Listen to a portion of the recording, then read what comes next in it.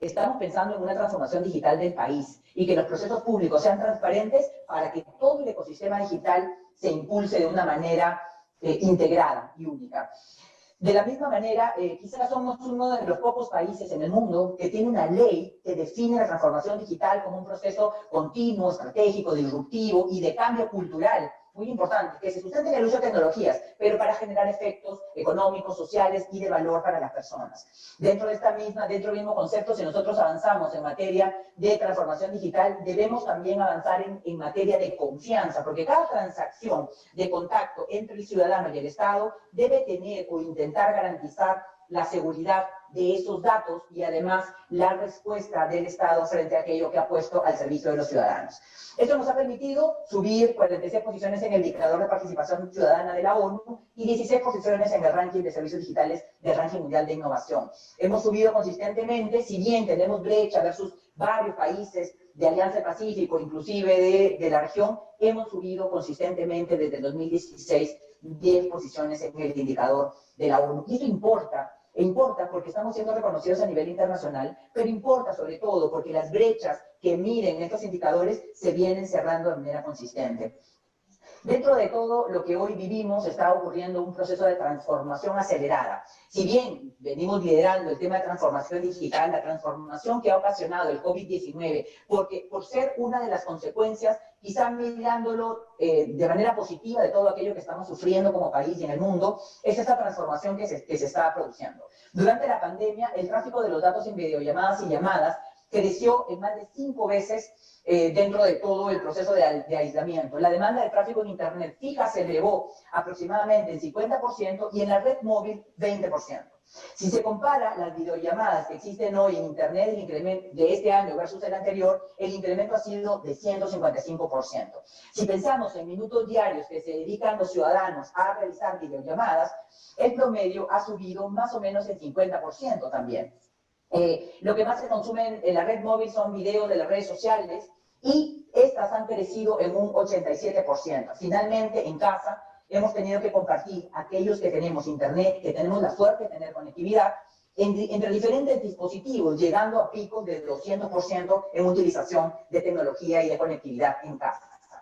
¿Por qué comento esto? Porque esta es la realidad que ha venido para quedarse. Esta es la realidad que hoy estos pasos no van a volver atrás. Por lo tanto, el ciudadano está mucho más conectado, el ciudadano está mucho más presente y nosotros como Estado debemos estar a la par de cómo ha venido avanzando esto a nivel nacional. Ayer participaba de un foro donde uno de los docentes decía: a mí me han enseñado mis hijos a utilizar la tecnología. Aprovechemos cómo hemos avanzado en cuanto al conocimiento de la ciudadanía digital para estar más presente.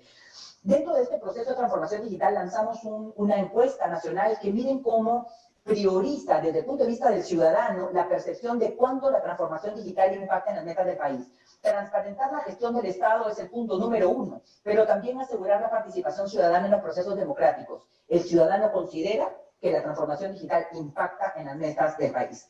De acuerdo al Foro Económico Mundial, entonces, hoy ya no solamente se evalúan las brechas digitales, sino que se evalúa cómo esa tecnología se aprovecha en beneficio de las personas, para generar bienestar y desarrollo social y económico. Pero un punto adicional importante es que también se aprecia y se valora el ejercicio de los deberes y derechos ciudadanos en una sociedad que es cada vez más digital.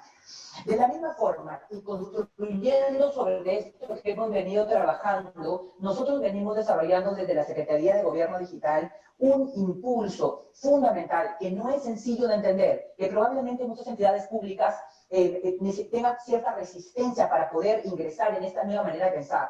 Estamos transformando con los ciudadanos siempre. Les preguntamos cada servicio digital que vamos a resolver. Les preguntamos cada servicio digital que vamos a poner a su disposición. Les preguntamos cómo construimos una página digital única del Estado para atenderlos. Y les preguntamos cómo entienden si tienen una buena apreciación o una mala apreciación de aquello que hemos puesto a su disposición. Y gestionamos los no me gusta. Gestionamos los no me sirve la información que el Estado ha puesto a disposición nuestra.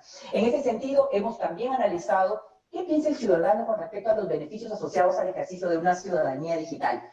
Y claro, primero aparece incrementar el acceso a mejores servicios de salud, porque esto es lo que hoy nos mueve y tratamos de poder traer a nuestra vida un mejor servicio de salud también incorporando la tecnología.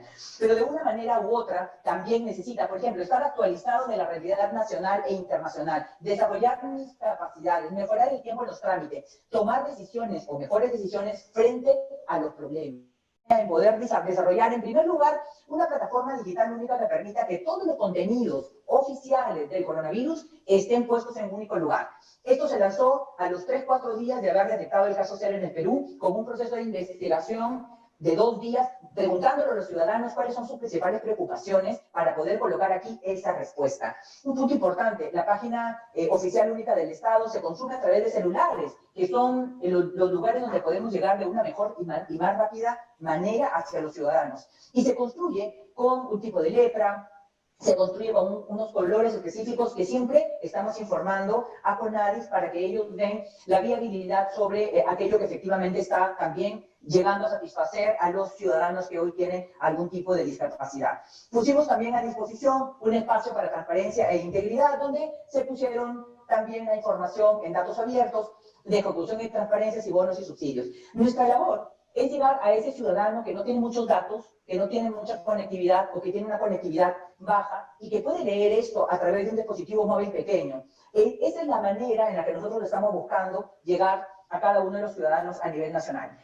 La Plataforma Nacional de Datos Abiertos, subimos la información, esta es información un poco más procesada para gente y personas y ciudadanos más especializados que requieren poder hacer analítica con estos datos que el Estado puede poner a disposición. También estamos trabajando ahorita en una plataforma digital única para gestión documental, pero ya la hemos venido probando en municipalidades. Y este es un gran punto, porque a través de una digitalización de la gestión documental vamos a dar un gran paso a la transparencia.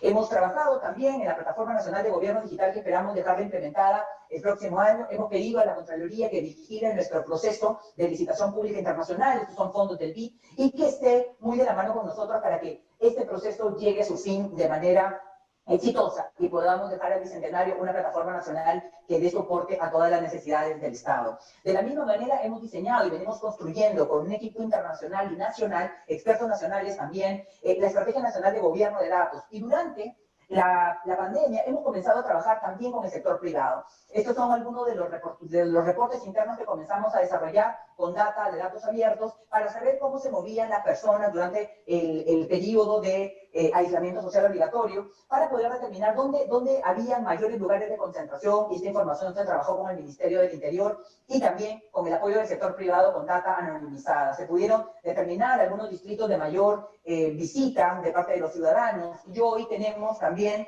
el apoyo, por ejemplo, de empresas expertas en tecnología que con inteligencia artificial comienzan a mostrar una predicción de aquellos lugares donde va a existir probablemente un brote. Hemos utilizado, por ejemplo, información de la encuesta nacional y también información de consumo de medicinas a nivel nacional. Esta es nuestra ruta. Hemos lanzado una agenda digital al Bicentenario, el plan de conectividad nacional que lo dirige el Ministerio de Transportes y Comunicaciones, las hojas de ruta en economía y en educación están en Produce y en el Ministerio de Educación, el Plan Nacional de Talento Digital con el Ministerio de Trabajo, el Ministerio de Educación y la Presidencia del Consejo de Ministros, la Estrategia Nacional de Datos y, finalmente, en cuanto a documentos normativos, la Política Nacional de Transformación Digital que venimos construyendo con los ciudadanos. Ya más de 100.000 personas han participado de este proceso de codiseño.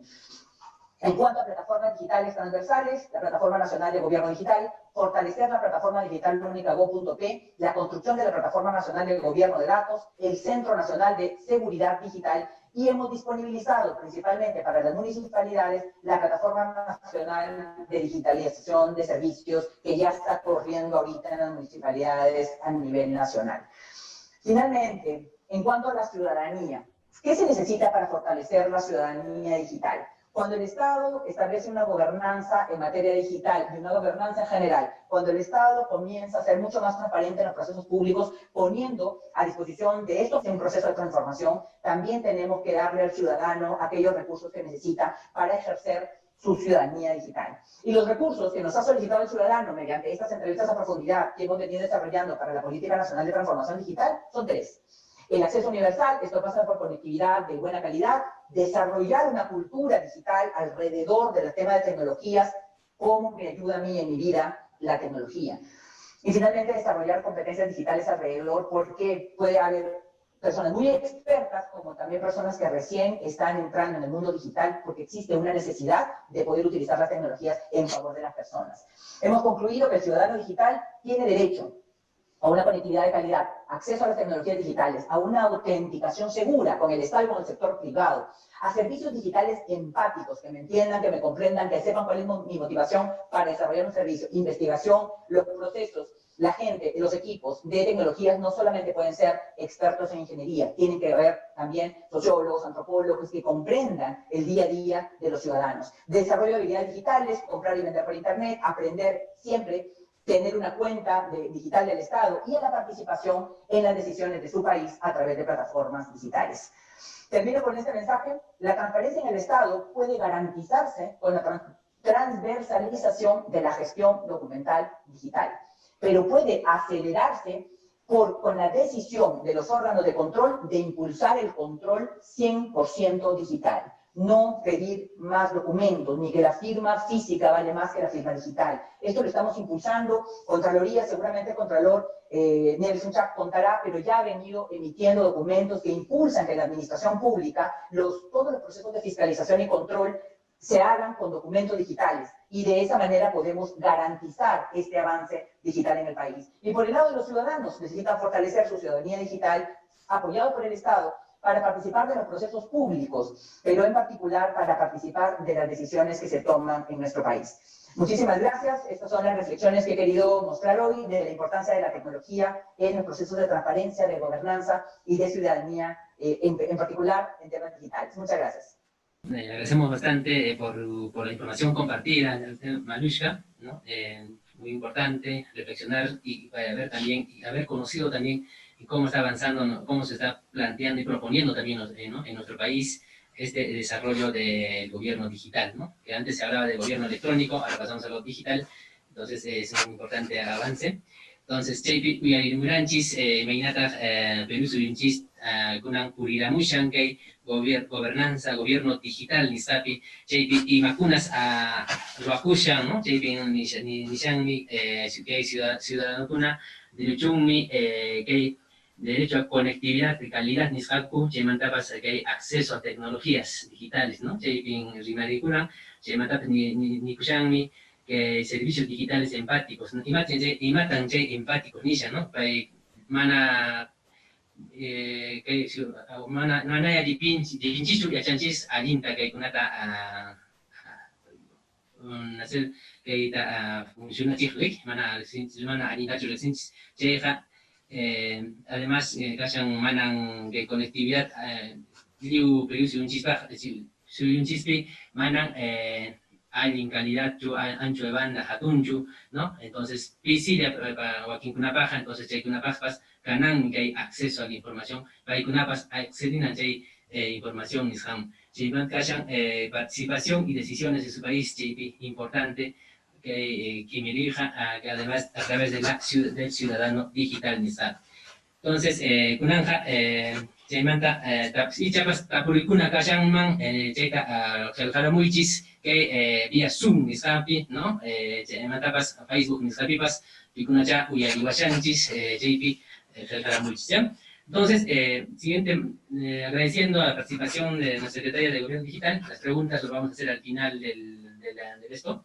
Entonces, vamos a pasar a al siguiente panel. En este caso, nos tocaría con el Contralor de la República, Nelson Chak, ¿no? Yankay Piña Kashan, también Contralor de la República, Paipas, Huirahuasunchis y Macunatas, Paikuna, Yankanku, Contraloría, y Matan Roashan, Contraloría, que Sasachapi, Timpukunapi, y Matas, Jepamo Ranjaku, Chaikunata, Kunan, Huirahuasunchis. Entonces, de todas buenas noches, señor Contralor. Entonces, hoy día nos va a compartir información sobre qué es lo que está trabajando la Contraloría de la República, ¿no? Cuáles son sus avances, qué retos tienen también ellos, qué es lo que están trabajando también en el bien de nuestra ciudadanía. Entonces, le damos la bienvenida a nuestro Contralor, Nelson Chak, para que nos pueda dar su ponencia. Buenas noches. Adelante, señor. Muy buenas noches, es para mí un placer, un saludo especial a Marushka, a Iván y un agradecimiento a la Sociedad Civil Transparencia por esta invitación para compartir, como bien lo ha mencionado Yonalo Valle, algunas reflexiones en torno a este tema del control gubernamental, la participación ciudadana en la era digital, digamos que es en la práctica a lo que nos ha impulsado sin querer queriendo y quizá de manera abrupta a toda la nación el COVID, ¿no? Es cierto todo lo que había mencionado Marushka respecto de todos los esfuerzos que se vienen haciendo desde el Estado, desde particularmente de la Secretaría que ella dirige y de la Presidencia del Consejo de Ministros, para avanzar en una transformación digital en el Estado. Pero ahora nos hemos visto impelidos prácticamente a avanzar muy velozmente, a abrazar esa transformación digital. A muchos no les gusta todavía esa idea, pero, digamos, el coronavirus nos ha impulsado no solamente al Estado, sino a la ciudadanía.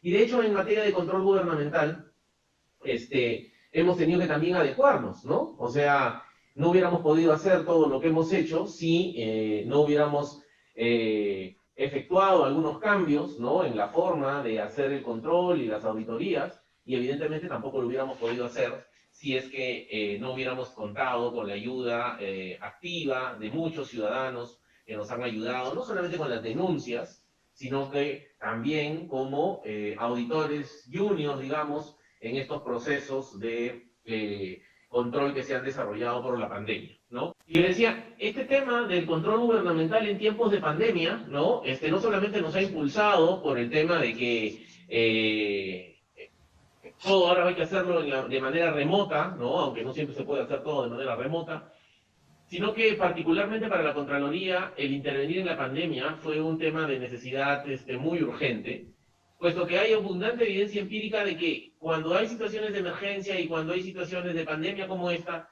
los problemas de corrupción e inconducta funcional se elevan exponencialmente por el crecimiento gigantesco de los riesgos con los que se tiene que operar en un estado de esta naturaleza, ¿no?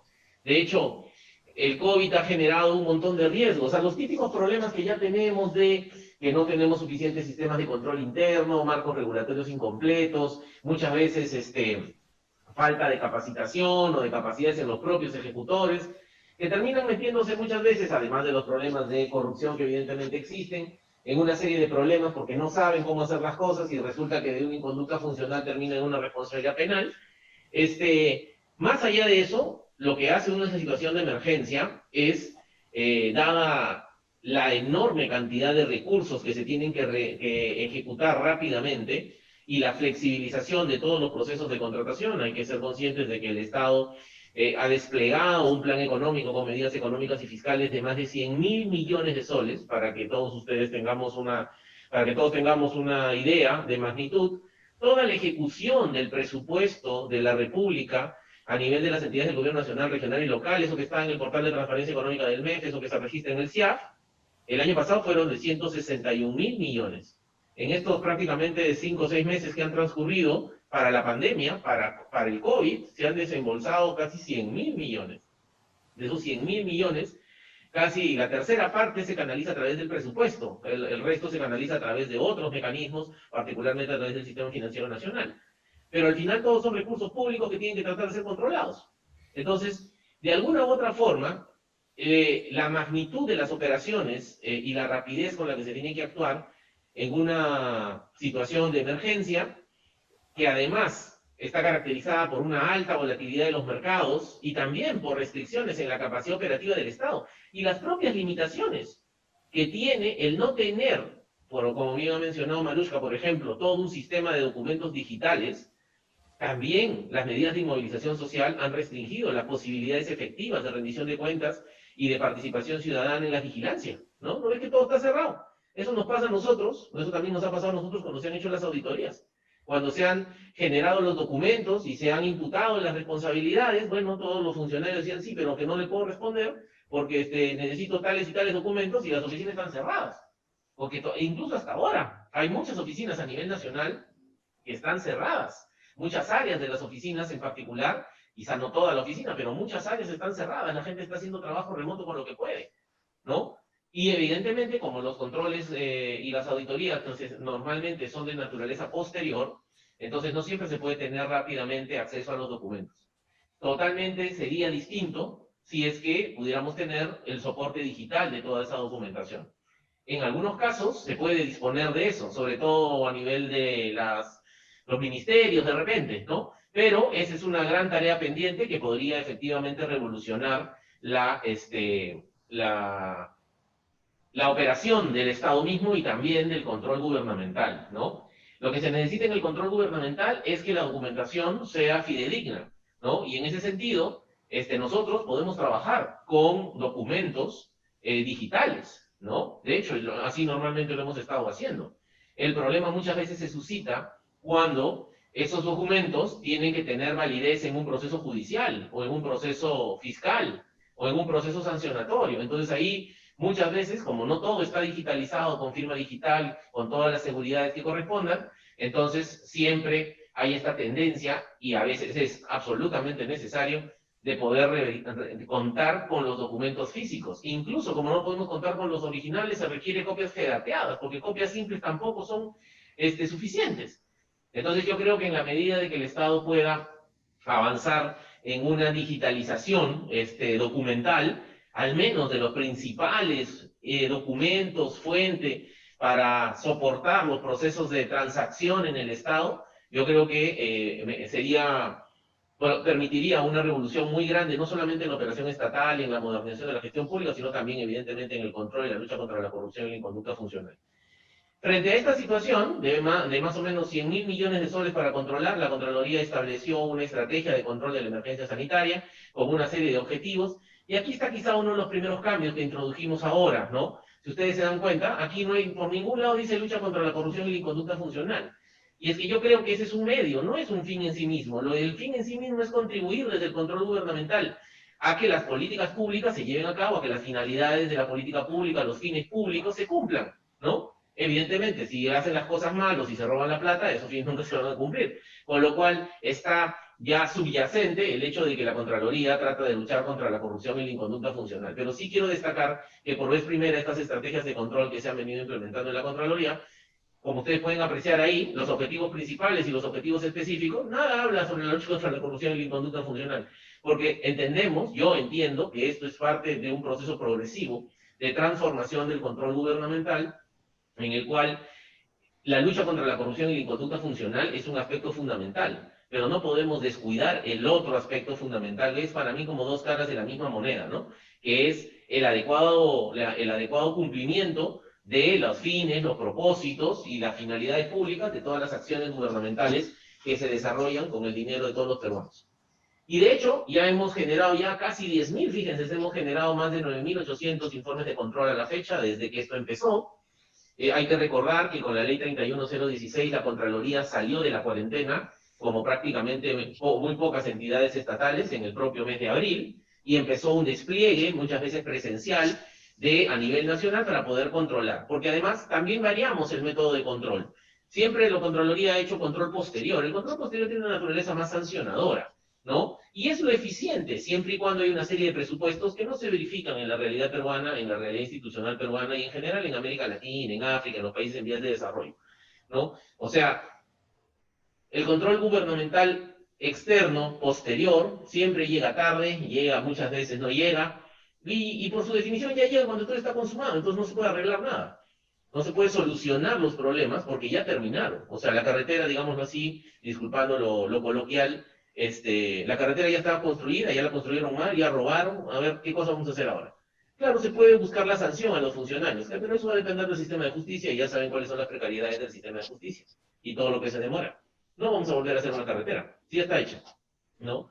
No la vamos a demoler para hacer otra nueva, ¿no? Entonces es muy complicado corregir los problemas. Es por eso que siempre es mejor, y el control gubernamental no tiene por qué ser diferente. Siempre es mejor prevenir que curar. Siempre es mejor prevenir que lamentar. Siempre es mejor prevenir que solamente sancionar. Por tanto, el nuevo modelo de control gubernamental concurrente, que es el que viene impulsando la Contraloría en el marco de una gran reforma desde hace un par de años, tiene como lógica eso. Todos estos informes que ustedes pueden ver en pantalla, cuya cantidad ya se acerca a los 10.000, son informes esencialmente de control concurrente, de control simultáneo, es decir, no postulan la sanción de nadie, simplemente establecen cuáles son los riesgos y situaciones adversas y son comunicadas a todos los gestores en el marco de un acompañamiento sistemático, multidisciplinario, para advertirles lo que creemos que están haciendo mal. ¿Para qué? Para que lo corrijan, pues, para que los problemas no escalen a mayores y problemas, de repente, de desconocimiento a veces, no se transformen en graves irregularidades que afectan el servicio público de manera significativa o en severos problemas de responsabilidad civil o penal. Evidentemente, la sanción es justa y necesaria. No podemos tener un sistema moderno de control que no sancione, tiene que sancionar. Pero no, de modo alguno, la sanción en sí misma, y por tanto el control posterior, debe ser lo único que tengamos que hacer. Tenemos que prevenir. Y eso es lo que hemos hecho durante todo los primeros prácticamente 8 meses del año. Ahora ya toca, sobre la base de todas esas informaciones, ya ahora nuestro foco de atención ya no es el control simultáneo, sino es el control posterior, porque durante el control simultáneo se han advertido un montón de hechos, de irregularidades, de situaciones adversas, y bueno, ahora toca ver si es que los gestores hicieron algo para corregirlas. En la gran mayoría lo hicieron, y es por eso de que seguramente los controles posteriores van a ser relativamente reducidos en número, ¿no? Pero en algunos casos sí, pues efectivamente se han verificado que hay una serie de irregularidades y una serie de problemas hasta de corrupción que han motivado en su momento las intervenciones del Ministerio Público, por ejemplo, ¿no? Cómo olvidar todos los informes de la Contraloría que han recibido un gran interés por parte de los medios de comunicación, vinculados pues a, no sé, las compras que se han hecho en la policía, o los problemas de las pruebas moleculares, o los propios informes relacionados a los procesos de limpieza y desinfección del transporte, etcétera, el tema de las canastas básicas familiares en todos los gobiernos locales y todos los problemas que se identificaron.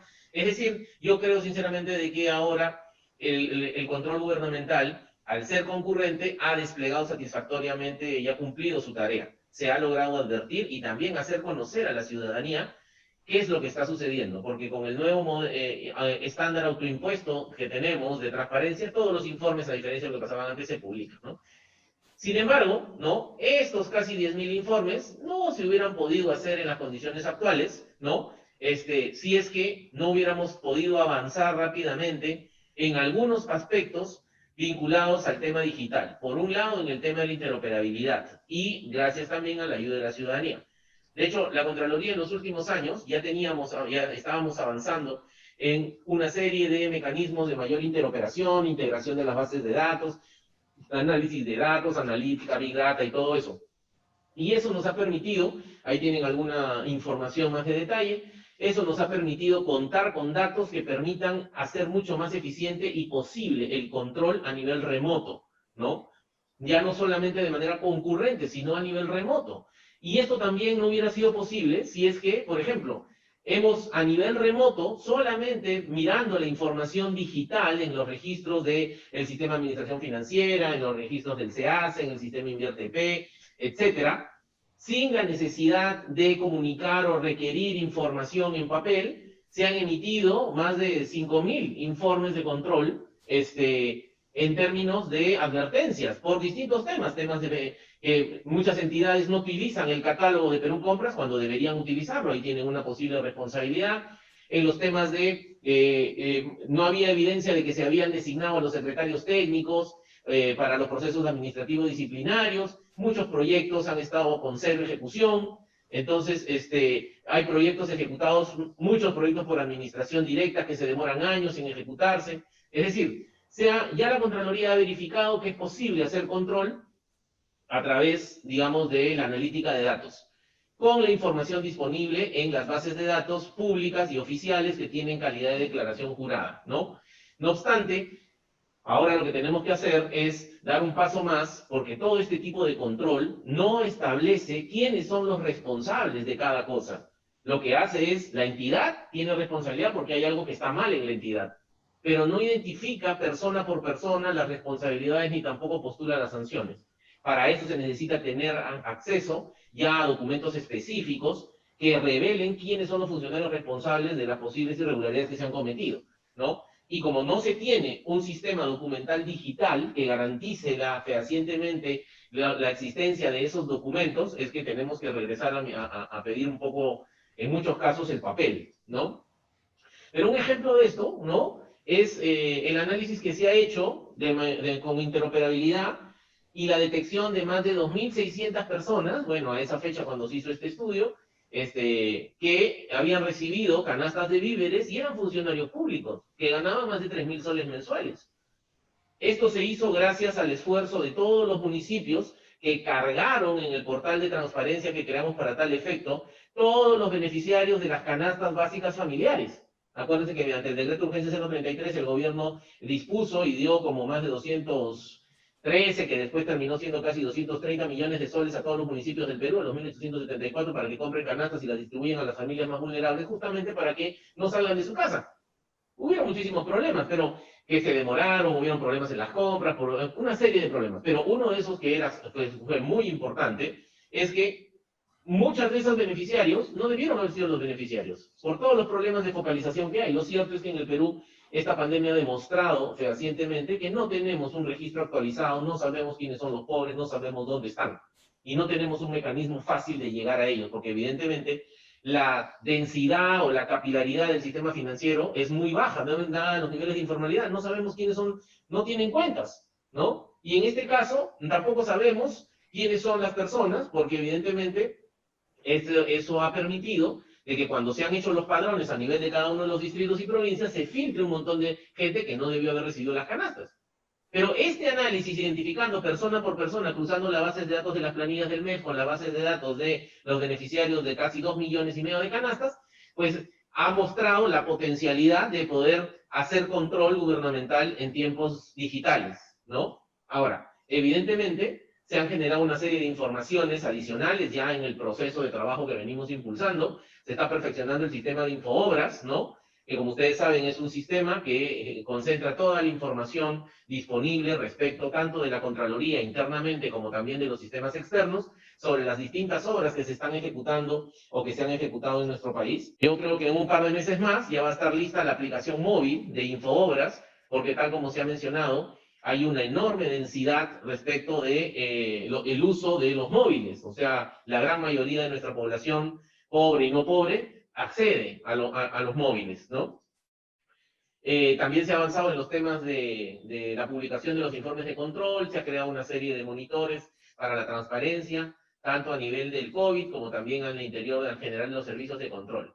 Pero no quería terminar esta breve presentación sin mencionarles que esto tampoco hubiera sido posible sin los mecanismos de control social y vigilancia ciudadana. El control social es consustancial al ecosistema de control que debe gobernar las operaciones de todo el Estado.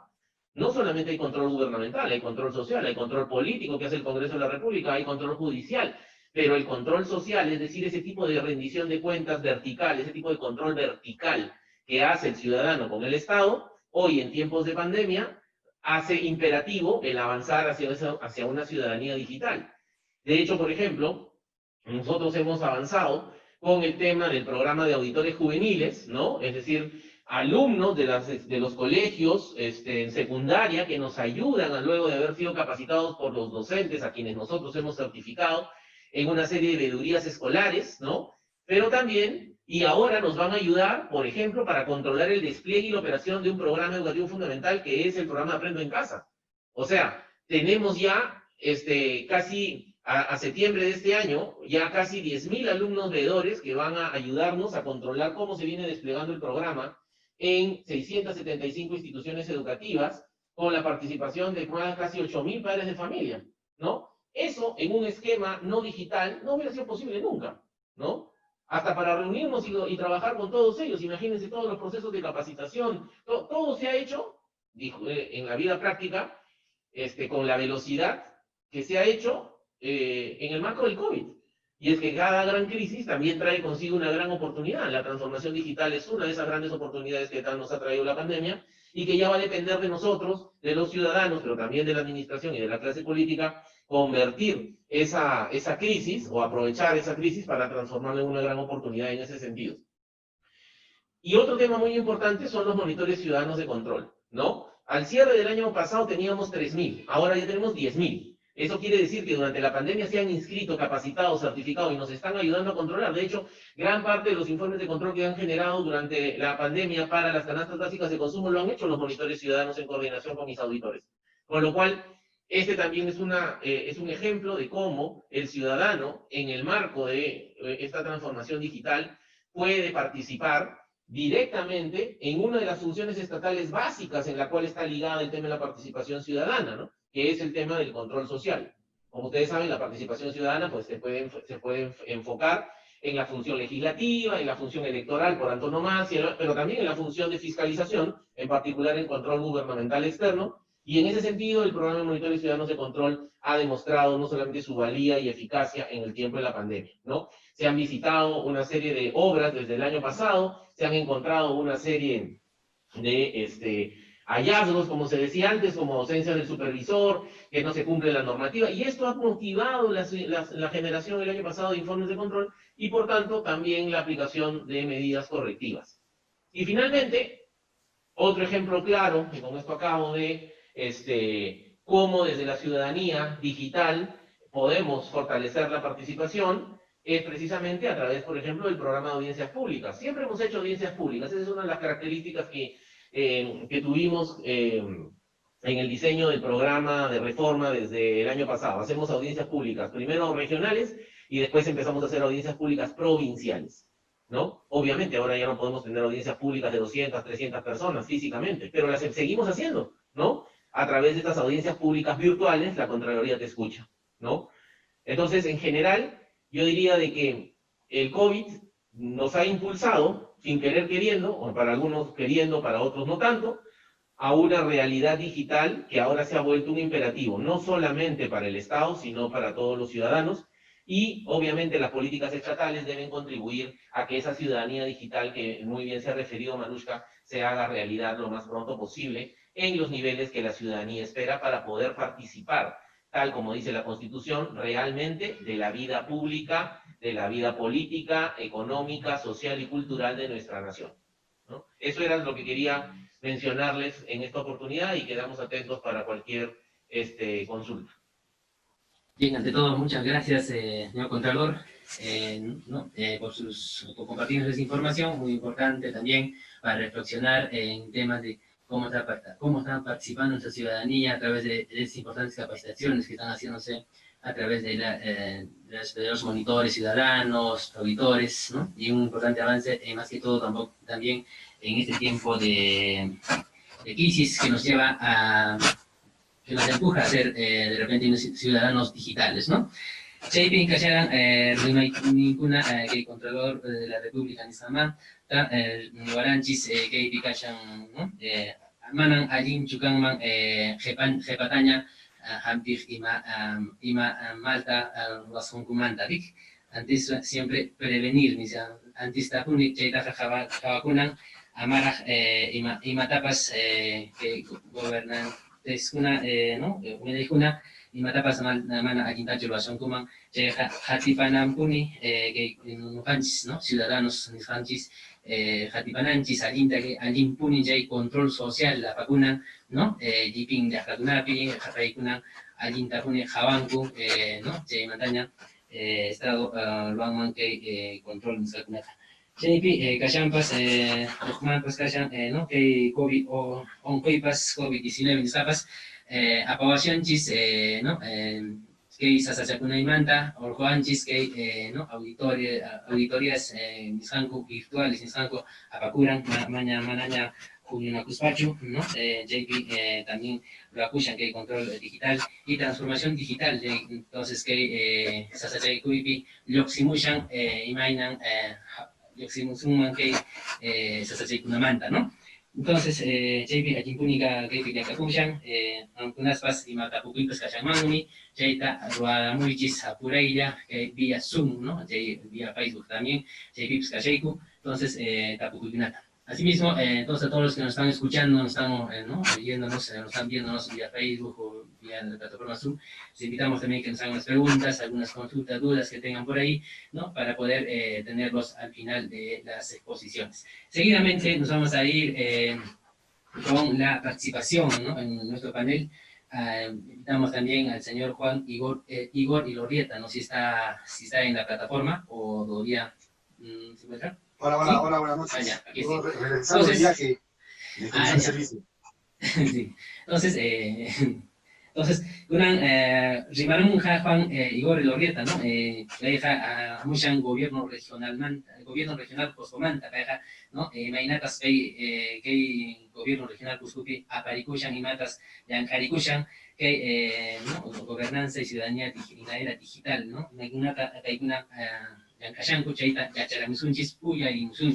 Entonces, vamos a invitar ¿no? al señor Juan Igor Lorgueta para que nos comparta también sobre las experiencias, sobre qué es lo que están avanzando también en nuestra región, ¿no? Y también para poder conocer y compartir esa información. Y qué dificultades de repente también están teniendo en la implementación de estas políticas también en nuestra región. De todo, buenas noches. Adelante, señor Juan.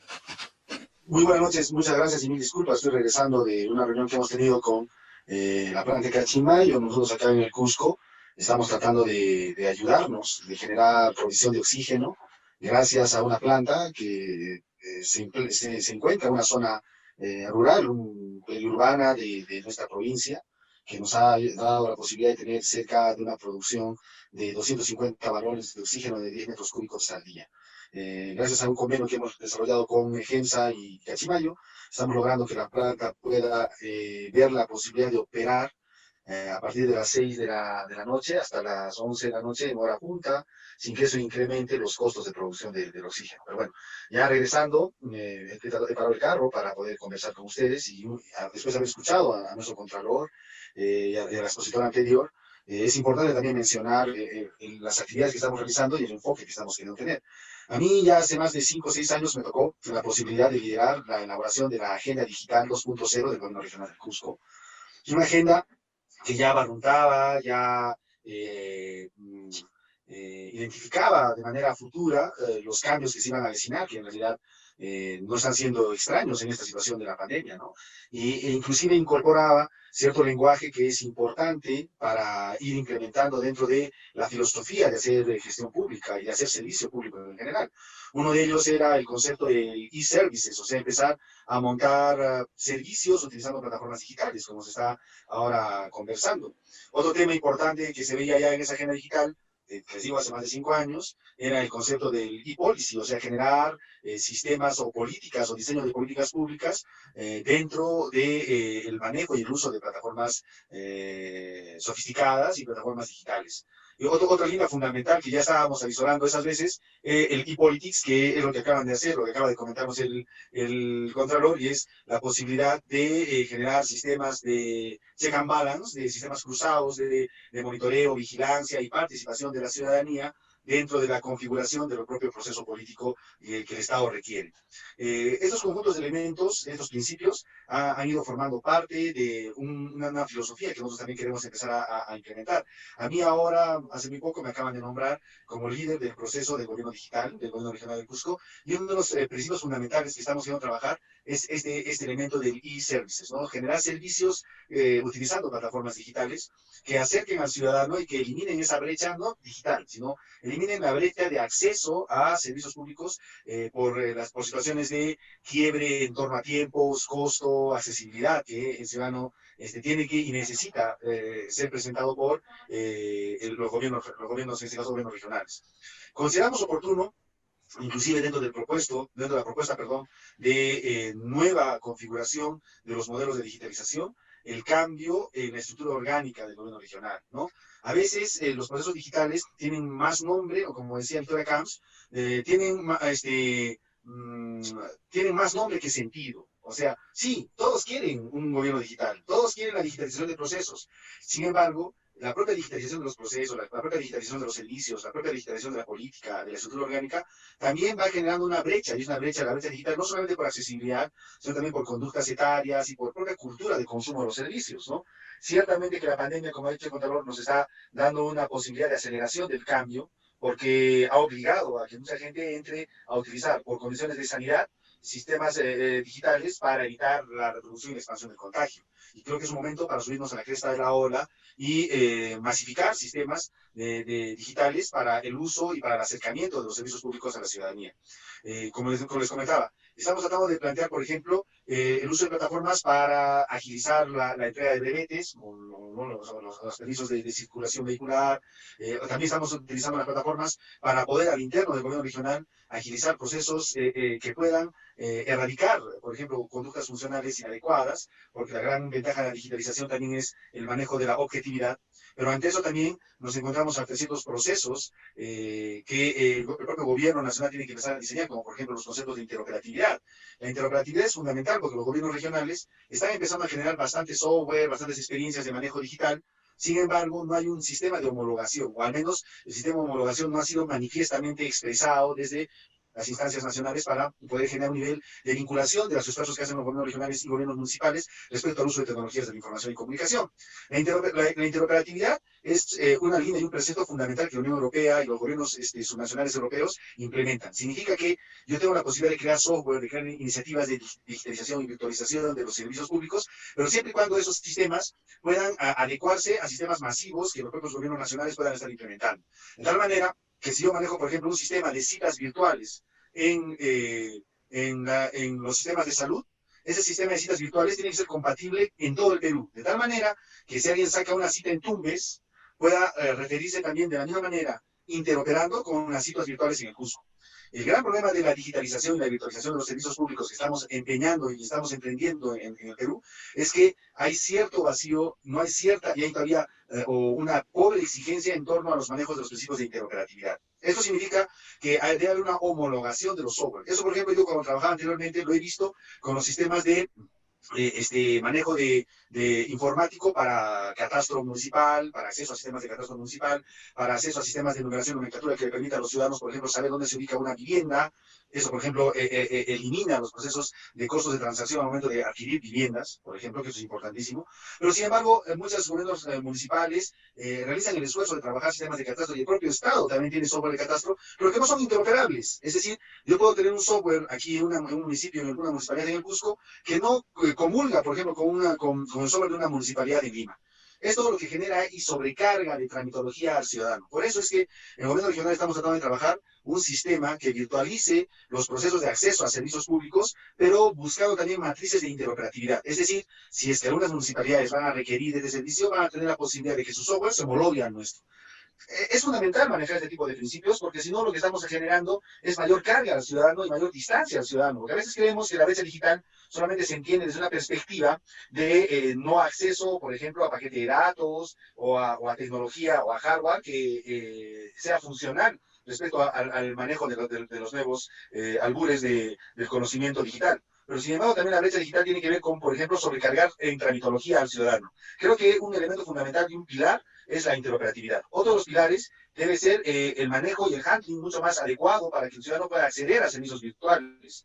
Si esto no sucede, por ejemplo, precisamente población adulta o población rural, tiene una sobrecarga en su propio sistema de aprendizaje respecto a manejarlo, el software, o si no, lo que sucede también es una crisis de gobernabilidad, como se entiende. A veces pensamos que la gobernabilidad solamente tiene que ver con la capacidad de respuesta de los sistemas de gobierno, pero también tiene que ver con la capacidad de uso de la ciudadanía respecto a los sistemas de gobierno. Los sistemas de digitalización y virtualización no tienen que ser entendidos como meros procedimientos administrativos o mera entrada de los servicios públicos a la modernidad, porque eso es peligroso. ¿Y por qué es peligroso? Porque deja de tener un sentido real en la construcción de la política pública. En realidad, los sistemas de virtualización y digitalización tienen que estar conferidos dentro de un sistema de mejora de la gobernabilidad. ¿Por qué? Porque mientras la ciudadanía demanda mejores políticas públicas, más eficientes políticas públicas, el Estado tiene que responder a esa demanda. Si el Estado tiene capacidad para responder a esa demanda, entonces se genera equilibrio y se genera gobernabilidad. Recuerden que gobernabilidad es equilibrio. Mientras que si la sociedad, como en muchos casos, no demanda servicios, mientras que el Estado sí los incrementa y los mejora, también hay un desbalance en la gobernabilidad y eso se llama apatía. En el gobierno regional hemos tratado de implementar ciertos procesos y modelos para la generación de servicios públicos, pero evitando la apatía. ¿Por qué? Porque puede ser que el Estado mejore sus servicios públicos, como por ejemplo en el caso de contrataciones, ¿no? La digitalización de los sistemas relacionados, con, por ejemplo, con las cotizaciones. Pero estamos viendo, por ejemplo, que hay empresas que tienen o simplemente desechan la posibilidad de utilización de servicios virtuales. Ese desecho de la oportunidad de utilización de servicios virtuales también genera una brecha, y una brecha relacionada con dar la posibilidad de la masificación de los servicios digitales dentro de este espectro de servicios que el gobierno tiene que empezar a implementar. En otras palabras, la gobernabilidad tiene que empezar a utilizarse respecto de una posibilidad de utilización de la digitalización como un pilar y un fundamento para lograr equilibrio entre oferta de gobierno y demanda de servicios públicos. Entonces, dos principios que ya estamos hablando. Uno, la interoperatividad, y otro, el concepto de gobernabilidad digital, ¿no? Que en realidad es la utilización de herramientas digitales para generar equilibrio entre la capacidad de respuesta del gobierno y la demanda social respecto a servicios públicos. Y otro de los elementos que también tienen que estar y tienen que entrar a manejarse dentro de este conjunto de principios es algo que nuestro Contralor ha hablado. Sí, es importante involucrar a la sociedad civil no solamente como mero receptor de servicios públicos, sino también como el constructor de una política más abierta, más transparente. En el gobierno regional, el día de hoy justo es un tema muy importante, después de más de 10 años, muchísimo más, ya prácticamente 18 años de gobierno de existencia del gobierno regional, nos están aprobando una nueva estructura orgánica. Y dentro de la estructura orgánica está entrando un órgano que es fundamental y que nosotros queremos que revolucione el concepto de control. El concepto de control es verdad que ahora se está hablando del tema de control concurrente, etcétera, etcétera. Pero el gran problema es que en la estructura, en el sistema de control estatal y en el control de gobierno, en el diseño estatal peruano, el control es un sistema perseguidor o entendido como un sistema censor.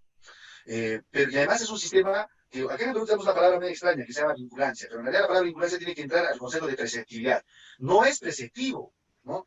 Nosotros acabamos de incorporar en la estructura orgánica un órgano que se llama el interventor preventor, que sí, está inspirado en modelos de control europeos, en el que el sistema de control es preceptivo. En realidad, no solamente es referencial, no solamente es potestativo, sino forma parte del procedimiento administrativo, ¿sí?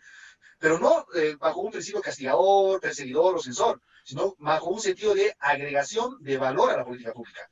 En ese sentido, la digitalización también tiene que formar parte de otro de los fundamentos para poder implementar ese tipo de sistemas que transparenten. En el gobierno regional estamos empezando a trabajar los certificados digitales, que sí, el gobierno nacional nos ha pedido, pero un sistema de certificación digital para gestionar expedientes, ¿no? Esto, por ejemplo, en el Perú no se ha avanzado. ¿Qué quiere decir? Los expedientes que entran al sistema público, al sistema de procesos públicos, también tienen que tener un conjunto de procedimientos que les permita tener legalidad en el acto administrativo.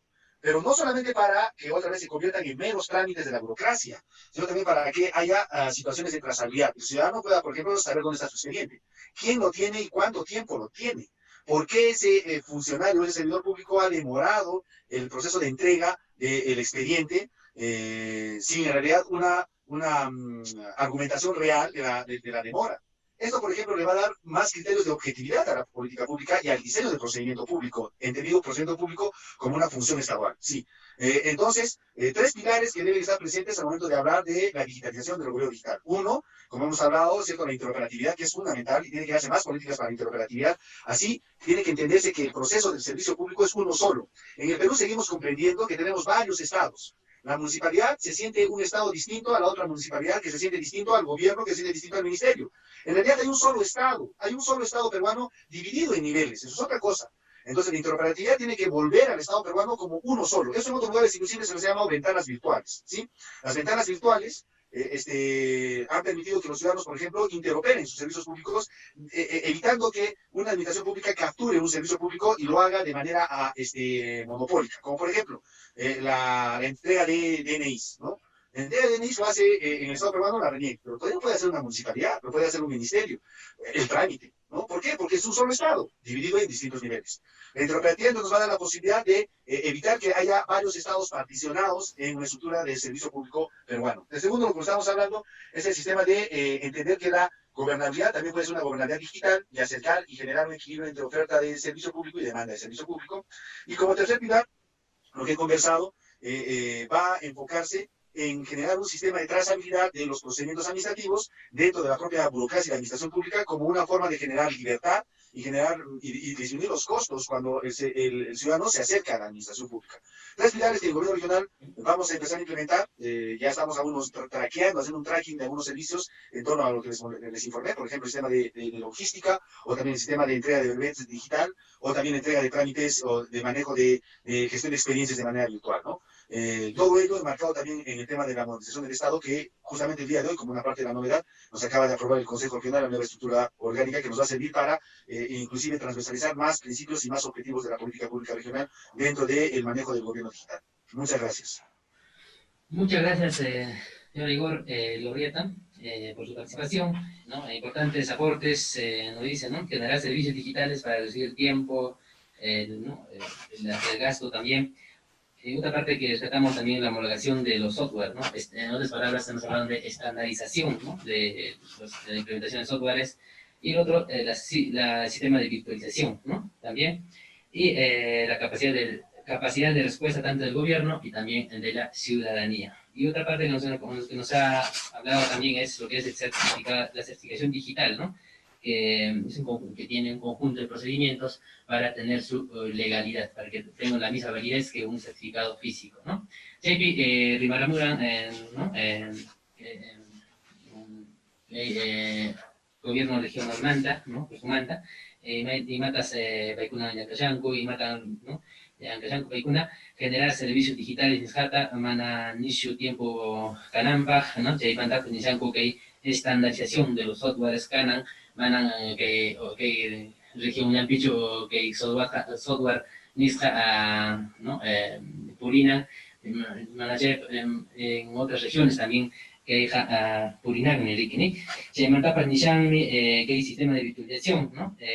También ganan también capacidad de respuesta que ciudadanía Nispa, se manta Nishanku certificación digital, ¿no? Que JP Yankamishanku, que hay que más procesos Nishanku, y que certificado digital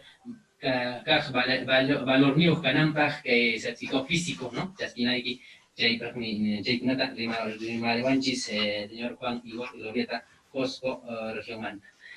Bueno, siguiendo con nuestro cronograma, ¿no? Vamos a pasar también al señor José Lombardi, ¿no? En Ingacochea, asesor de la Municipalidad Provincial de Arequipa, ¿no? Paipas Rimarimunja, Imeinatas Ajay Yajtampi Yancaricamushan, ¿no? Matas Roayanco, que gobierno digital, NISAPI, tecnología de la información, Imeinatas Paikuna, que herramientas en Miramushanco, entonces, Paiwan Kunan, Paitan Kunan, Uyarisunchis. Entonces, al señor José Lombardi, le damos la bienvenida y también estamos atentos a escuchar su posición, ¿no? Les voy a comentar cuáles son los avances, en qué se está trabajando también allá en la provincia de Arequipa. De todas, buenas noches y adelante, señor José. Muy buenas noches a todos ustedes. Reciban un saludo fraterno del doctor Omar Candia, alcalde provincial de Arequipa, quien me ha encargado representarlo en las cosas que venimos haciendo. Yo creo que antes de decirles lo que estamos trabajando, creo que hay dos posiciones que las han mencionado y quiero subrayarlas. Uno, efectivamente, la pandemia, el gran impulso que ha dado es a todo lo que es tecnologías virtuales, ¿no es cierto? Además, probablemente esperemos que también haya un salto en todo lo que son los sistemas de salud, ¿no es cierto? Porque la pandemia también nos pone las deficiencias en no tener un sistema integrado de salud. Pero al mismo tiempo, creo que el otro gran salto, efectivamente, es todo lo que tiene que ver digital. El problema es cómo miramos hacia adelante, ¿no? Nosotros en la municipalidad provincial tenemos claro que tenemos que ligar la emergencia con lo que nosotros llamamos la estrategia que teníamos como gobierno. No es que la emergencia nos transforma la propuesta estratégica que teníamos, sino que la emergencia nos acorta algunos procesos y tenemos que ser conscientes de ello. Uno de esos procesos probablemente es todo lo que tiene que ver la parte, la virtualización, la digitalización de todos los servicios, que ahorita lo paso a desarrollar. Segundo, yo creo que también tenemos que tomar conciencia, y me ha gustado las intervenciones, obviamente, de los dos, pero quiero subrayar la primera, en la cual el acceso a la tecnología es un derecho, ¿no es cierto? Y como un derecho, el Estado tiene que garantizarlo. O sea, tenemos que garantizar el sistema de acceso y tenemos que garantizar el uso y los beneficios que da ese uso, ¿no? Y eso sí me parece importante. ¿Y por qué lo voy a subrayar? Porque probablemente si revisamos las inversiones públicas del sector público, en muchos años se ha preferido hacer inversiones en infraestructura, en fierro y cemento, como se dice, pero no se ha hecho mucha inversión en el proceso de digitalización, ¿no? Y hoy día, uno de los grandes problemas que hemos tenido con la pandemia y con la educación a distancia es efectivamente toda la conectividad, ¿no? Y es más, yo no he visto en ningún municipio o ninguna entidad pública, ¿no? Sobre todo municipios, gobiernos, que haya habido un proyecto de inversión pública que sea realmente en función de mejorar la conectividad, ¿no? Es más, creo que hemos tenido hasta dar vueltas para ver si un gobierno público, una municipalidad, en fin, puede contratar un servicio de Zoom, ¿no es cierto? Que no es una cosa que está efectivamente entre los servicios que puede contratar el sector público. Entonces, todo esto hace que efectivamente este tema de la conectividad no haya estado en la agenda pública. No digo en términos de los esfuerzos, perdón, no estoy criticando, no estoy diciendo, sino digo en la agenda pública del funcionario, de que eso es un instrumento de gestión y que es tan importante como hacer obras de canales, pistas, también es importante conectar, ¿no? A las comunidades y conectar a todos los pueblos con eso. Creo que la pandemia también nos ha puesto de acuerdo en eso. Dentro de esta lógica de lo inmediato y la emergencia y la estrategia, nuestra gran preocupación fue reactivamos la vida de la municipalidad y en esa reactivación de la vida de la municipalidad, ¿cómo acercamos la municipalidad a los ciudadanos? Y cómo impedimos al mismo tiempo que poner en peligro la vida de los ciudadanos que van a acceder a sus servicios a la municipalidad y se conglomeran en la puerta de la municipalidad y cómo cuidamos a los funcionarios. Y es obvio que la respuesta era tenemos que dar un fuerte impulso a lo que nosotros hemos llamado nuestra ventanilla digital, ¿no es cierto? Ya teníamos la ventanilla digital con algunos servicios, pero ahora la hemos tenido que potenciar. La lógica es que el ciudadano no vaya a la municipalidad, ¿no es cierto? Pero eso tiene que tener, y es el esfuerzo que estamos haciendo, una ventanilla digital en la cual pueda haber mesa de parte digital. Eso no es fácil, pero estamos hablando, no, porque si yo tengo que hacer un cambio en una construcción, tengo que digitalizar también todos los planos y todo el expediente, ¿no es cierto? Pero ese esfuerzo se tiene que hacer, ¿no es cierto? Dos, que el ciudadano pueda hacer un seguimiento a sus documentos, sin ir a la municipalidad, preguntar y buscar. Simplemente ver en la ventanilla digital dónde está su documento. Y eso lo pueden entrar a la página web de la municipalidad y ya está en funcionamiento. Poner el número de su expediente y él ya sabe qué funcionario y qué debe esperar de ese funcionario. Tercero, tiene que haber, se vincula a eso, la conectividad del ciudadano con ese funcionario. Teléfono, ¿no? Y efectivamente, por cuál es lo que avanza o no avanza. Porque lo que hay que impedir es que ese funcionario atienda y que ese administrado vaya a la municipalidad, ¿no? Entonces, ahí tenemos el tercer servicio. El cuarto servicio está ligado a todo el sistema de citas virtuales, ¿no? Porque todo funcionario y toda autoridad, sin duda, tiene que recibir a la población, pero ahora no se puede hacer como antes, ¿no es cierto? No puede haber manifestación y la gente entrar a un hemiciclo en el cual lo reciba la autoridad. Por lo menos mientras estuvo la emergencia, eso no es posible. Y ahí también es importante que las organizaciones se adecúen a las nuevas formas digitales. Antes se escuchaba, no tenemos los mecanismos de control que podía antes hacer con los presupuestos participativos. Hay que reinventarlos, pues, ¿no? Y hay que reinventar la elección también de los representantes y hay que darles los instrumentos para que establezcan conectividad.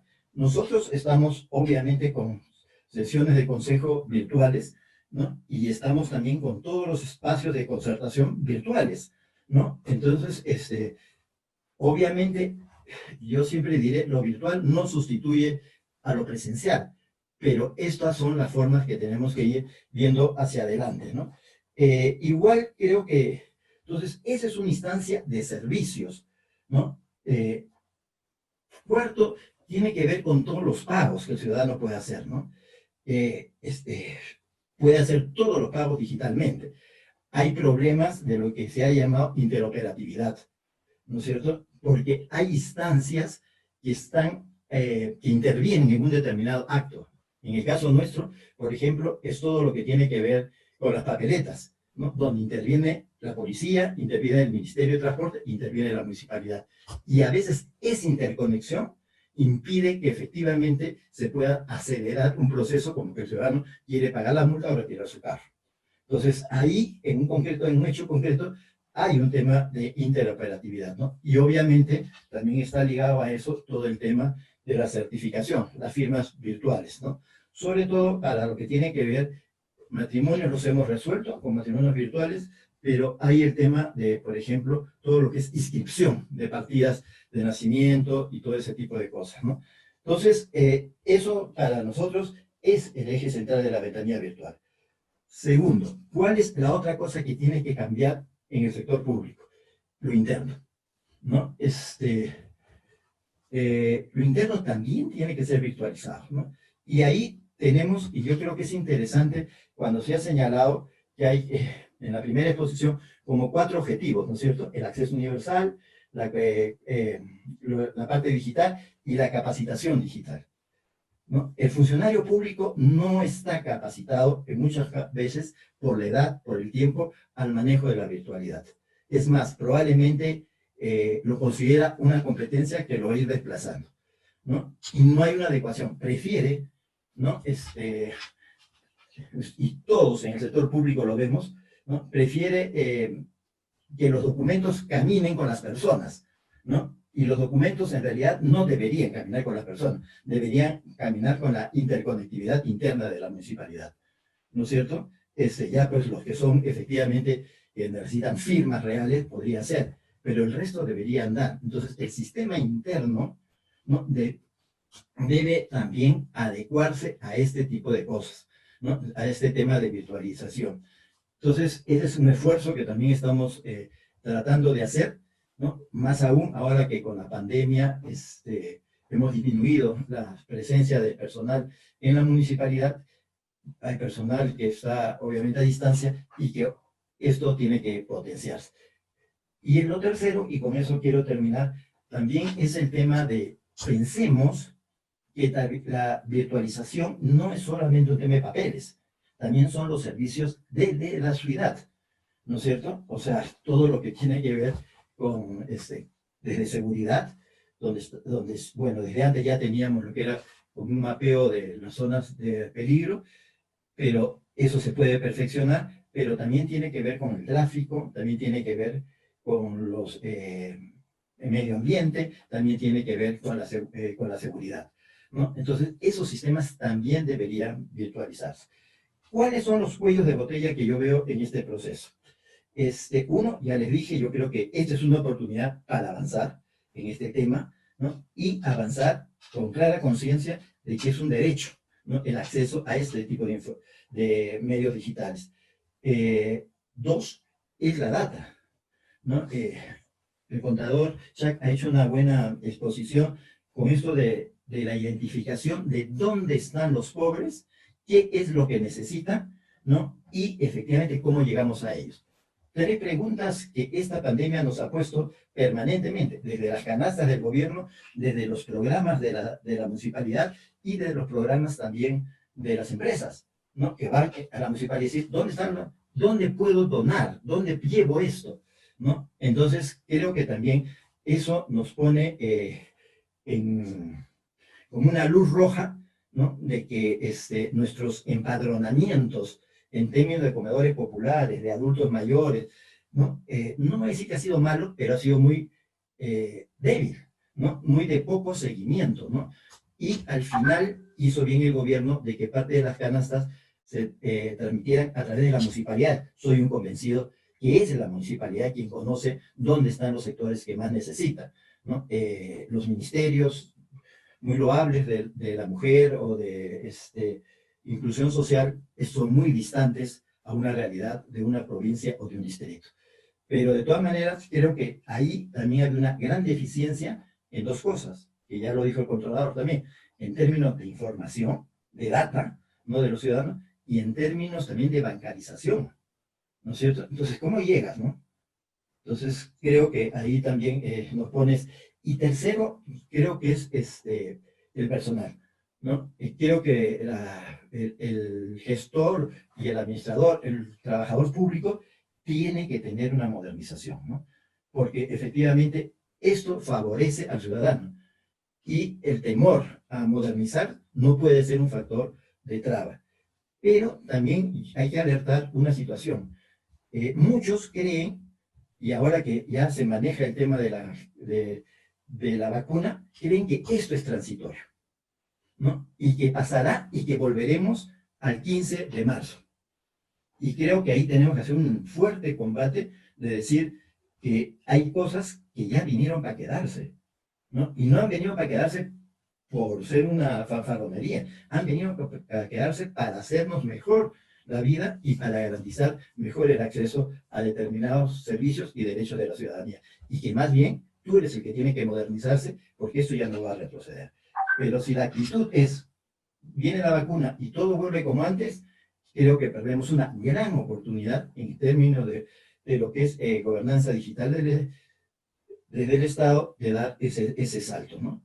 Bueno, eso es un poco en lo que estamos y por qué estamos y lo que estamos haciendo, ¿no? Muchas gracias. Y muchas gracias, señor José Lombardi, también importantes aportes, ¿no? Más que todo, resaltando, ¿no? El acceso, el derecho al acceso a la tecnología por parte de la ciudadanía, que es un derecho, ¿no? También el otro, lo que sí tratamos también es que no hay proyectos de inversión pública para mejorar la conectividad, ¿no? Eso también es una dificultad. También dicen que tienen un fuerte, actualmente se tiene, gracias al COVID-19, un fuerte impulso, ¿no? Hacia una ciudadanía digital. Por otro lado, también las organizaciones se deben adecuarse también a las nuevas formas digitales, ¿no? También actualmente ellos también vienen trabajando en la implementación de los servicios digitales, ¿no? Bien, Jaikunata Rimaramuran, José Lombardi, Arequipa, Yachtamanta, Paipas, ¿no? Imaginatos, Paikunan, Kamchanku, Paipas, Paikuna Paja, ¿no? Paikunaja, Alintan, que Miramishanku, que hay Rimarishanku, que hay acceso a derechos, ¿no? Acceso a la tecnología, Jaykunatas, Baikunapas, Yankamshanku, Jaymanta, que servicios digitales, servicios virtuales, Jaykunata, Baikunapas, Yuramshanku, Jaymantapas, Nishanku, que COVID-19, Jayni Tan Hawashanchis y Pinchista, ¿no? Que ciudadanía digital, digamos, ¿no? Jaypas, Jaykuna, ¿no? Jaykuna, Jayman Apawashanku, Jaymantapas, Manas, Kajmanchu, Kutimusuma, ¿no? Imainas karan ñawpaqpi marzo killapim, ¿no? Chaymanqa kutimusunmanchu. Entonces, chaykunata rimaramuran Arequipa llaqtamanta. Kunanja pasamos un chis que iman tapuykuykuna kashan, ¿rik? Kay ponentes kunapaq, chaymantas panelista kunapaq kashan tapuykuykuna. Entonces, chaymi, a ver, kunan hañarimusunchis tapuykuykuna. Bien, vamos a empezar con las preguntas, ¿no? A los panelistas, ¿no? Según el que estamos establecido, ¿no? Esta parte sería, vamos a invitar también, estamos juntos acá con el equipo también de los voluntarios de Arequipa y Cusco, ¿no? Entre ellos también vamos a invitar a nuestro compañero Fran para que pueda hacer las preguntas. Hola, muy buenas noches. Soy Fran Payarizábal, voluntario de Transparencia de Cusco, y ahora vamos a continuar con las preguntas hacia la Secretaria de Gobierno Digital. La primera pregunta sería, transformación no es igual a adaptación. ¿En ambos se debe realizar algún cambio de búsqueda para una mejora continua? ¿Cómo están? Efectivamente, transformar no es lo mismo que adaptar algo. Solamente para ponerlo como contexto, cuando la Organización para la Cooperación y Desarrollo Económicos habla de transformar el tema de gobierno electrónico hacia gobierno digital, precisamente hace la diferenciación en que gobierno electrónico es llevar lo que hoy tenemos en papel, en físico, hacia el mundo online. Y eso es un paso importante, pero tenemos que pensar, como bien lo han expuesto los dos panelistas, en que el ciudadano no es homogéneo, no es el mismo ciudadano de Lima que de las regiones. Yo soy de la región, por ejemplo, sino que todos tenemos necesidades diferentes y también situaciones y realidades diferentes. Los niveles de conectividad, los niveles de acceso a tecnología en general, las competencias digitales y la forma en que, la posibilidad que tenemos de poder aprender, tanto de los funcionarios públicos como de los ciudadanos. Por lo tanto, adaptar es importante, pero más importante todavía es transformar aquel proceso, no hacerlo como toda la vida. Como bien ha reflexionado el señor Plomarri, no es que llega la vacuna y vuelve todo a foja cero, por favor. Ahí necesitamos de los alcaldes, necesitamos de los gobernadores, necesitamos de los titulares de las entidades públicas para que esto no dé marcha atrás. Hemos tenido que aprender a la fuerza muchas cosas, sí, pero capitalicemos eso que hemos logrado. Y claramente un rol de la Contraloría sería fundamental si pudieran acompañarnos a la Secretaría de Gobierno Digital como ente rector en materia de transformación digital en el país, para poder hacer vigilancia del cumplimiento de cada una de las cosas que se han ido emitiendo en normatividades diferentes, desde la interoperabilidad tan necesaria como se ha mencionado, la implementación del modelo de gestión documental, el nombramiento de un líder digital para poder llevar adelante la digitalización en cada entidad, el poder transformar servicios y procedimientos administrativos a canales digitales, y cada una de los puntos, que son 10 en términos así de resumidos, que se han venido impulsando y se vienen impulsando con la garantía del acompañamiento de la Contraloría y el compromiso de cada uno de los titulares y de los servidores públicos. Esto no da marcha atrás. Nos beneficia a todos, beneficia la transparencia, beneficia la participación ciudadana y, sin duda alguna, tiene un componente de mejora continua permanente. Y es clave en la medida en que los servicios públicos no podemos estar esperando muchos años para digitalizarlos. Se digitalizan, cumplen lo mínimo indispensable que necesita la población y también en términos de seguridad, y se suben a la línea para que los ciudadanos comiencen a dar retroalimentación y la mejora continua sea permanente. Es uno de los puntos importantes en todo el proceso de digitalización. Gracias.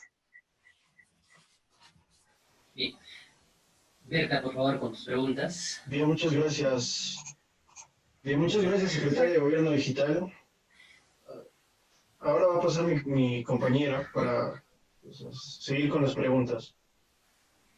Buenas noches a todos. Esta pregunta va dirigida hacia el Contralor. Es de parte de Jessica Rojas Domínguez. Quisiera saber cómo es que la Contraloría va a realizar la fiscalización en la entrega de alimentos a los gobiernos locales por el programa Caliwarma. Gracias por la pregunta. Efectivamente, esa es una iniciativa que hemos estado conversando con el programa Caliwarma en el marco de las coordinaciones que hemos venido desarrollando de manera interinstitucional con el Ministerio de Desarrollo e Inclusión Social, ¿no? De hecho, con la nueva señora ministra tuvimos una conversación sobre el particular. En el transcurso de las próximas semanas vamos a afinar la firma de un convenio de cooperación interinstitucional que haga viable esta operación, ¿no? Porque claramente los monitores ciudadanos de control van a tener que ser capacitados en la identificación de una serie de riesgos a lo largo de todo el proceso de no solamente la adquisición, sino sobre todo de la distribución, del canal de distribución de todos esos alimentos. Que dicho sea de paso, ahora por la pandemia no están siguiendo su ruta original, ¿no? Acuérdense que los alimentos no se están distribuyendo en los colegios, sino que se entregan sin cocinar en la práctica para que sean ellos, a los padres de familia, y entonces estamos precisamente viendo la posibilidad de cómo organizarnos, ¿no? O sea, ahorita si tú me preguntas cómo se va a llevar a cabo ese proceso, todavía no lo tenemos definido, no se va a aplicar en el transcurso de los próximos meses, sino que seguramente se empezará a aplicar a partir del próximo año, ¿no? Una vez que arreglemos todos los temas operacionales y se suscriban los convenios de cooperación que se requieren, ¿no? Pero estamos trabajando en eso. Yo creo que va a ser una realidad pronto en el transcurso de los próximos 3 o 4 meses. Muchas gracias. Pregunta para el señor José del equipo. ¿Fran? Sí, muy buenas. La pregunta es de Miriam González. Ella pregunta al señor Labardy si se está habilitando las actividades digitales y por qué se debe seguir pagando al municipio para las diferentes tasas. ¿Cómo es que si los trabajos y actividades en su mayor parte son digitales, por qué no bajan los montos y tasas si es de entender que los trabajadores también no harán mucho trabajo físico, como el trasladarse y verificar algunas actividades directamente? Bueno, yo creo que no hay que confundir los términos, ¿no?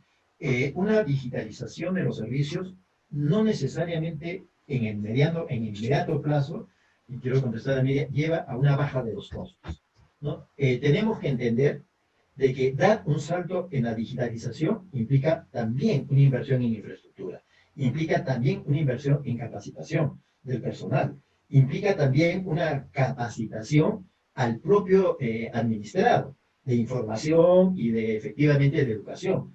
Entonces, no es que ya porque yo hoy día ingresas tú a mi oficina, a mi oficina virtual, ya efectivamente se te baja el costo, ¿no? Creo que hay un momento de transición, y en ese momento de transición hay que hacer una inversión que yo he dicho en mi intervención, no ha estado como una de las inversiones públicas de parte de las municipalidades y de los gobiernos regionales. Y dos, aprovecho para también decir, yo creo que también desde el Estado y desde la oficina es una política que incentive, no sé, pues iniciativas de los gobiernos locales o gobiernos regionales en términos de modernización y en términos de inclusión digital, inclusive de inclusión en términos de discapacitados, ¿no? A un conjunto de servicios. Creo que eso también sería un incentivo muy importante, porque modernizarse también es un costo, o sea, no es maná del cielo, pues, es un costo y ese costo tenemos que asumirlo desde el erario público también, pues, ¿no? Porque es parte de un derecho al cual tenemos que atender, ¿no? Listo, muchas gracias, señor José Lombardi. Berta, por favor, una pregunta. Bien, la siguiente pregunta es nuevamente para el Contralor. Sería, ¿cómo articular la vigilancia ciudadana con el trabajo de la Contraloría en esta época de pandemia? Entendiendo que ya lo estamos haciendo con distintos programas y mecanismos, ¿no? La participación de ciudadana en materia de control gubernamental, particularmente en la realización de los servicios de control, implica generar una serie de mecanismos que ya lo hemos hecho y están operando a lo largo de las distintas etapas o fases del ciclo de la auditoría o del control, ¿no? O sea, para uno controlar una entidad, la que, digamos, cualquier gobierno regional, cualquier gobierno local, uno lo que primero hace es planear, ¿no? Y entonces en esa fase, que termina con la construcción de un plan de control, que normalmente es un plan anual, en nuestro caso ahora hemos cambiado un poco, queremos empezar a hacer planes semestrales. La participación de la ciudadanía a través de las audiencias públicas es fundamental porque permite escuchar cuáles son las principales preocupaciones, cuáles son la información que ellos nos pueden aportar sobre los riesgos o sobre indicios de corrupción que merecen ser controlados.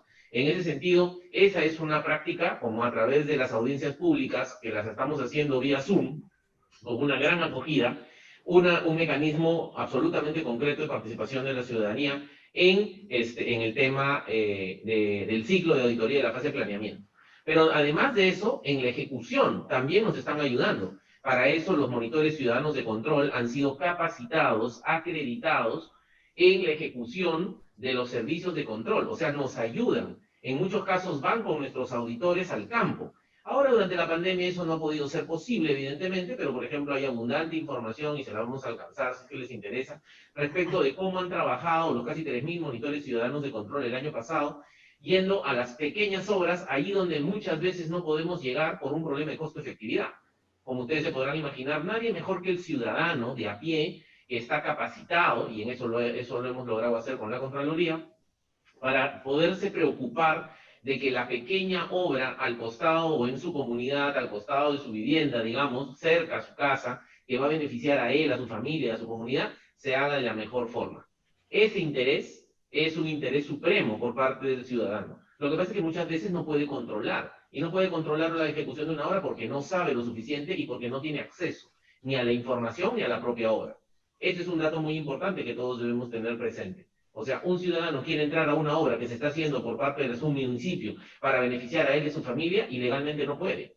Porque podrá tener acceso a esa obra una vez que la obra concluya, pero entre tanto se haga la obra, es un proceso en el cual el ciudadano no puede tener acceso. Sin embargo, si es un monitor ciudadano de control, trabaja para la Contraloría en el marco de un gran programa de voluntariado y nosotros acreditamos su participación como parte del trabajo de control. Y sí puede acceder a la obra, puede mirar el cuaderno de obra, puede tomarle foto, puede registrar si está o no el supervisor. Pero para todo eso tiene que ser capacitado. Entonces, la aplicación de la participación ciudadana ya en la ejecución de las propias auditorías y los propios servicios de control también es otro mecanismo en el cual la ciudadanía puede participar. Y más bien ahora, ya después de la publicación y la emisión de los informes, estamos pensando en implementar un mecanismo también de control social a través de que la ciudadanía nos pueda ayudar a hacerle seguimiento sobre la implementación de las recomendaciones de los servicios de control que se practican a los distintos programas y entidades públicas, ¿no? Pero eso, digamos, es algo que estamos empezando a diseñar. Con lo cual, en la práctica, para mí, yo lo que quiero es que la participación ciudadana sea capaz de incidir en todo el proceso de control, no solamente con denuncias a través de unas audiencias, sino de manera estructurada a lo largo de todo el ciclo de control gubernamental, ¿no? Entonces, esa es, por ejemplo, como ahora hemos, en el caso de la pandemia, ahora que todo ha tenido que ser remoto, como les mencionaba, muchos de los monitores ciudadanos de control nos han permitido, nos han ayudado a hacer los servicios de control en el tema, por ejemplo, de las canastas básicas familiares en los municipios, ¿no? O nos están ayudando y para eso han sido capacitados, por ejemplo, en el uso de, y entendimiento de los sistemas de SEACE, de SIAFI, del sistema de seguimiento de inversiones. Entonces sí nos están ayudando no solamente a través de sus denuncias, sino en la ejecución misma de los servicios de control. Muchas gracias, señor Contralor. Gracias. Bien, vamos a pasar a Miriam, también, Miriam Quiñones de Arequipa, ¿no? Ella es coordinadora también de la red de voluntariado de Arequipa, para que nos haga sus comentarios. Por favor, adelante, Miriam. Gracias. Buenas tardes. Es muy importante e interesante la propuesta de la Contraloría que ha identificado los riesgos de control en el COVID-19 y ha establecido una estrategia de control. También tenemos el tablero de control de seguimiento al presupuesto COVID-19 a través del MEP, de la página amigable. Y tenemos una propuesta de gobierno digital al 2021. Estamos hablando de la gobernanza digital. Esta información a la que pueden acceder los ciudadanos y podemos hacerle un seguimiento, está bien, claro. Y la participación ciudadana es muy necesaria, pero como bien se ha señalado, se necesita la capacitación, un fortalecimiento de capacidades de los ciudadanos para poder aportar, para poder ayudar en estas veedurías, en esta vigilancia, en este control social. También nos comenta algo Cusco cuando nos dice el Orieta, de que hay una dificultad, por ejemplo, con la interoperatividad, ¿no? Esto de que podemos tener en diferentes municipios diferentes formas de digitalizar que luego quizás no están uniformizadas y lo que se va a hacer es generar más carga de software y al final no vamos a tener la interoperatividad. Entonces yo quisiera ahí llamar a la reflexión, la tecnología, el ser humano domestica la tecnología. Y ya sabíamos de que tenemos un problema con las datas administrativas que no son uniformes. Cuando queremos hacerle seguimiento a determinados indicadores, tenemos demasiadas datas administrativas con demasiada información, toda muy buena, pero que no es uniforme. Y si esto, me doy cuenta ahora, lo estamos llevando, o sea, todas estas malas costumbres o burocratizaciones que lo que tenemos a nivel físico, a nivel presencial, quizás podemos también llevarlas a cuando queremos digitalizar el gobierno. Esto es una preocupación, creo. Es importante también, y saludo, que se esté trabajando con los monitores ciudadanos, con los auditores juveniles desde la escuela. Hace poco se realizó un diálogo estudiantil con jóvenes sobre la educación a distancia, y algo que señalaban mucho los estudiantes de secundaria era cómo se han empoderado con el uso de la tecnología. Cómo les gustaba el tema de, a raíz de la educación a distancia, se han sentido más libres para poder investigar, para poder acceder a aplicativos, para poder acceder a información. Y eso es muy bueno. O sea, si vamos a tener auditores juveniles en colegios para ver, por ejemplo, cómo estaría funcionando Jaliwarma, que dicho sea, no se está repartiendo los alimentos. En muchos lugares ni siquiera se puede entregar los alimentos en casa porque hay problemas con los CAE para que recojan los alimentos en la escuela. Pero todo esto no va a tener o no va a ser posible si es que no hay conectividad. Porque si bien es cierto, en el país tenemos cerca del 90%, según se refería en la Secretaría de Gobierno Digital, o sea, tenemos muchos celulares en el país, pero en las zonas alejadas los celulares son simples. Con ese celular no se accede a ninguna de las páginas de transparencia para poder tener alguna información. Son celulares casi analógicos. Y eso lo hemos visto a raíz justamente de este trabajo que hizo la mesa de contratación con la con este diálogo estudiantil, donde vemos las carencias que hay en determinadas zonas. Y cuando vemos del gobierno digital en gobiernos locales y gobiernos regionales, esa es la realidad que vamos a enfrentar. Es decir, todas estas propuestas que tenemos para que la ciudadanía pueda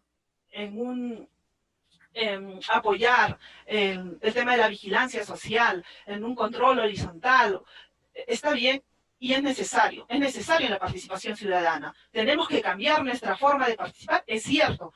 Los presupuestos participativos este año no se van a realizar. Tenemos que hacerlos de forma digital, quizás sea necesario, pero nuevamente, si no cerramos la brecha de conectividad, nuevamente esta participación ciudadana, esta vigilancia ciudadana va a quedar solo para un sector de la población muy urbana y va a seguir siendo o vamos a seguir aumentando la desigualdad con la zona rural. Yo creo que es importante que tenemos que tener claro el tema de que si no hay conectividad, si no podemos tener acceso todos, no podemos participar todos en las mismas condiciones.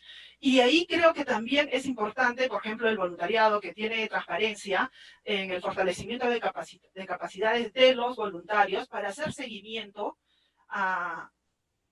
puede ser seguimiento a la ejecución presupuestal, como sucede con el tema de las canastas, puede hacer seguimiento o un apoyo, quizás ya sea a la Secretaría de Gobierno Digital o a la Contraloría, porque si ya teníamos debilitada la participación ciudadana años atrás, este año se ha debilitado aún más.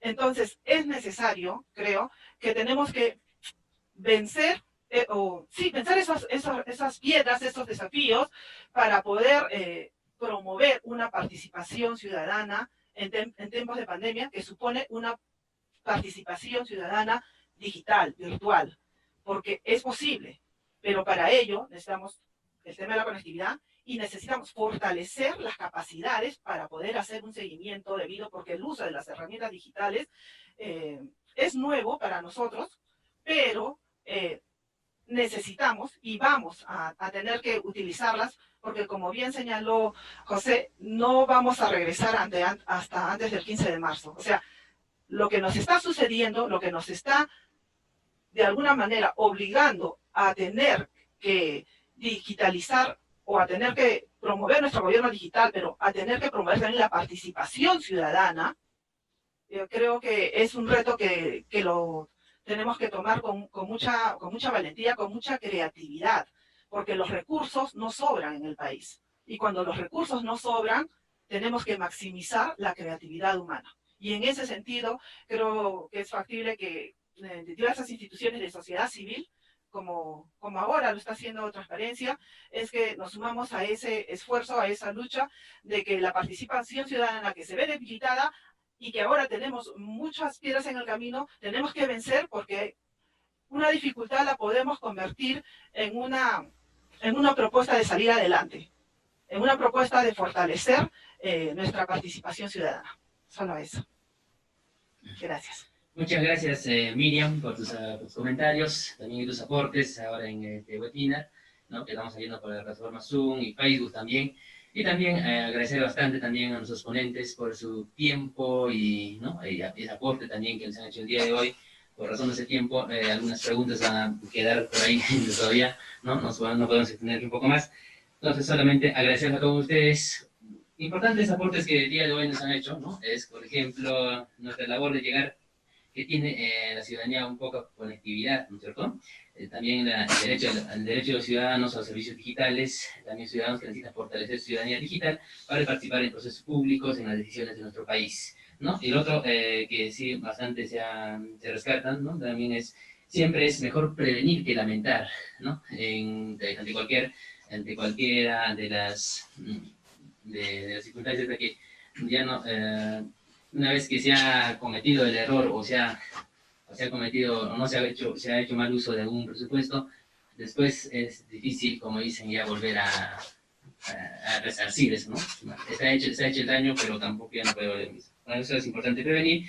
Y bueno, también de los gobiernos regionales, ¿no? Lo que sí se ha puesto bastante énfasis ha sido en la implementación, en la estandarización de los sistemas también de gestión que se tiene que ver que solamente un determinado sistema se implemente en una región, pero ese sistema no tiene compatibilidad con otra región, entonces eso también es una problemática también que se tiene.